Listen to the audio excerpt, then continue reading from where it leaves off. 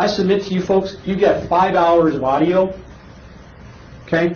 You try to find a statement anywhere about Bill Fulton's trying to kill me, Aaron Bennett's trying to kill me, you're not going to find it. You can look through all the documents you want. You can go through all 900 of them. You're not going to find it. All right, this is a audio. Many of you may know that pacer.gov is the place where you go to download trial documents.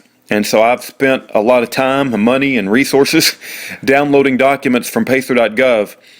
But this particular document, which is the pre-sentencing report that was put together by Peter Camille, who was Schaeffer Cox's attorney at the time, I had to get from a hard drive that was sent down from Alaska.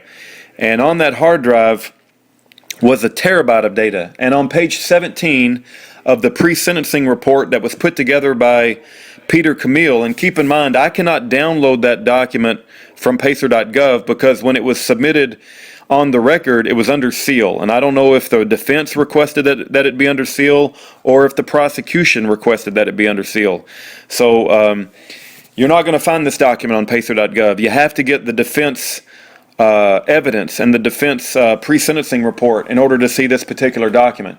But on page 17 it says, in addition to government informants Fulton and Olson trying to push Cox to agree to violent acts. So not only do you have Bill Fulton, not only do you have Gerald J.R. Olson, another government informant, which Schaeffer Cox has always suspected that Aaron Bennett was a government informant as well, tried to get Cox to agree to engage in violent acts, and Cox refused. During the February the 12th, 2011 meeting that Olson recorded in another portion that was not included in Government Exhibit 14 at page 152 to 153, and then it has in parenthesis, the Government Exhibit 14 jumped from page 120 to 155, which is another example of the government conveniently skipping over exculpatory evidence. It says, Mr. Cox stated, and then I'm just going to play for you the audio, and you can listen to it. But what you're about to hear is yet more evidence of Aaron Bennett pushing Cox to violent acts. Keep in mind, he says, to just fight and start the killing. Now, that's what he says. And then he goes on to say that Cox said, whoa, Nellie, pump your brakes. And then he says, Aaron Bennett constantly gets mad at Cox for being a cork in the bottleneck. So not only do you have Bill Fulton provoking Schaeffer Cox, you have Gerald J.R. Olson provoking Schaeffer Cox, you got Aaron Bennett provoking Schaeffer Cox, and this is all referenced on audio that's recorded by Gerald J.R. Olson that when Schaeffer didn't think anybody was listening. And so you're about to hear the recording. It took me a long time to find this. There's an entire terabyte of data. It's all jumbled.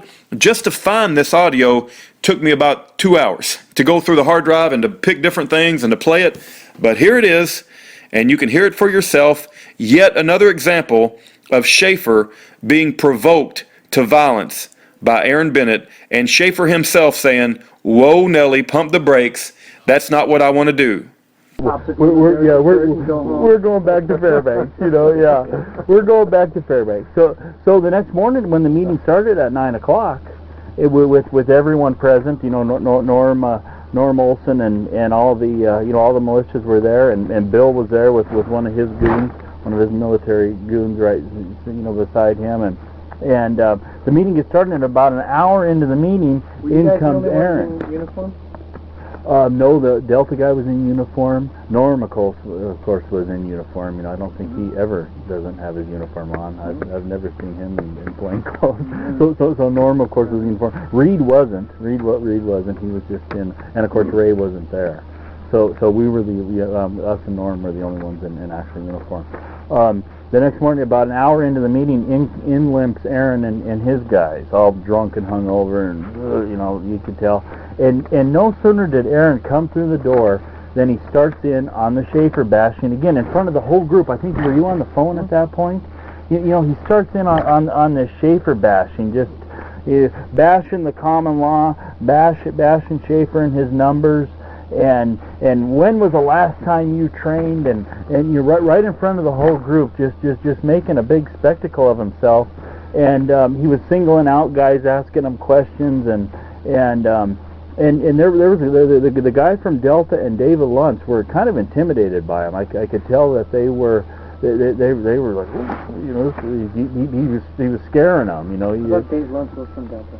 I mean the Valdez guy, the kid from Valdez. But Dave Luntz got a little bit. Dave Luntz was intimidated by him, and Norm wasn't. Disgusted, not intimidated. Yeah, just kind of look at this guy with thank disgrace. you for that. And next, please.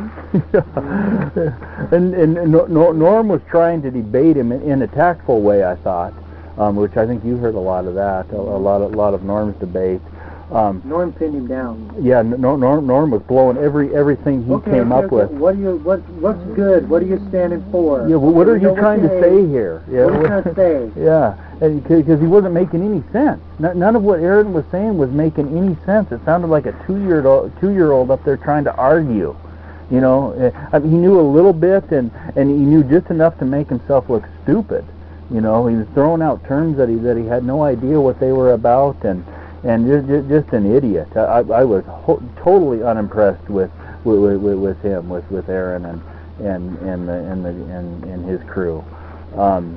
And so finally that all got calmed down. Schaeffer was on the phone discussing things and listening. I was surprised.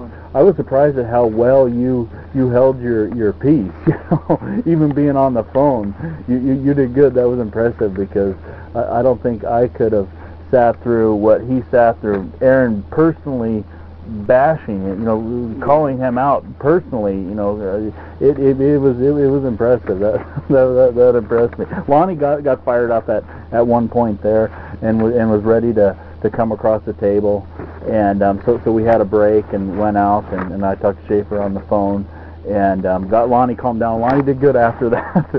Well, Lonnie held his own and wasn't ready to crack Aaron's neck after that.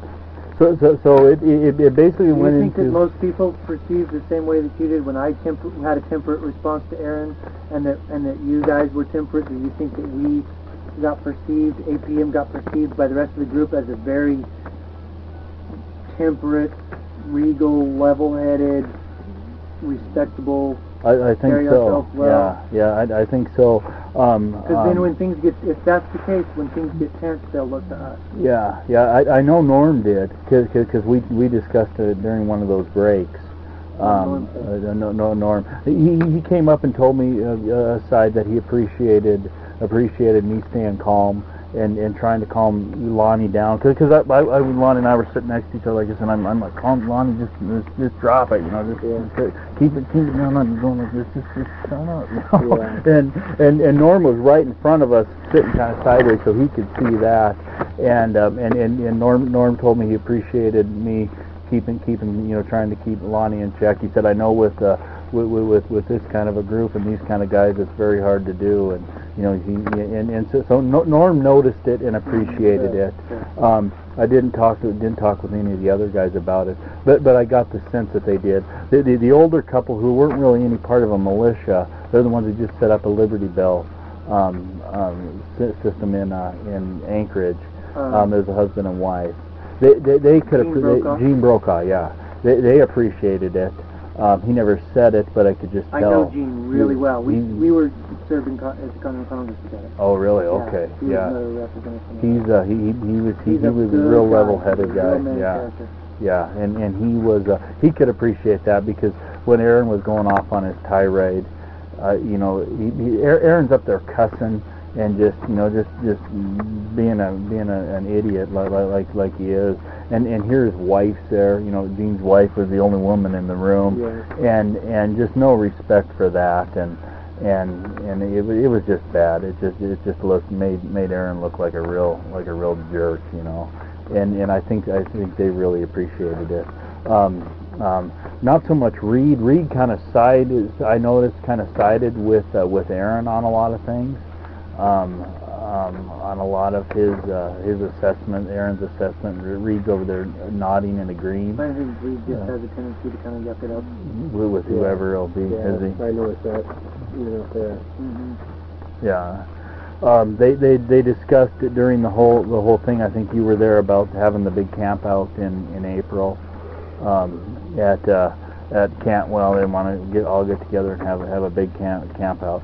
I don't know if I'd want to be a part of that with these yahoos drinking and getting all stupid, at night and with a bunch of weapons around. Oh man, that could get ugly real fast.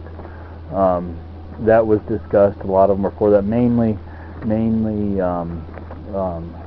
Bill and Aaron were for that. Reed was saying he'd take leadership and control the weapons and all that. But no, I wouldn't See, think Aaron, so I either. can't figure Aaron. He's very underhanded and very manipulative. He came and he was telling me that Ken was always coming into his shop and talking trash about me. Oh, really? And like the second he says that, I'm like, you moron! You think I don't know Ken better than this?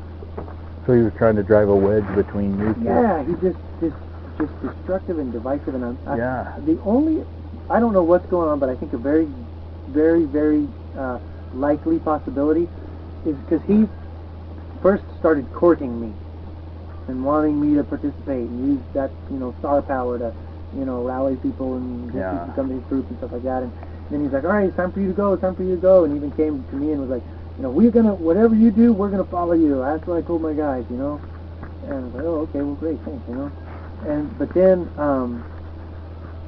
I'm not. He's constantly pushing me.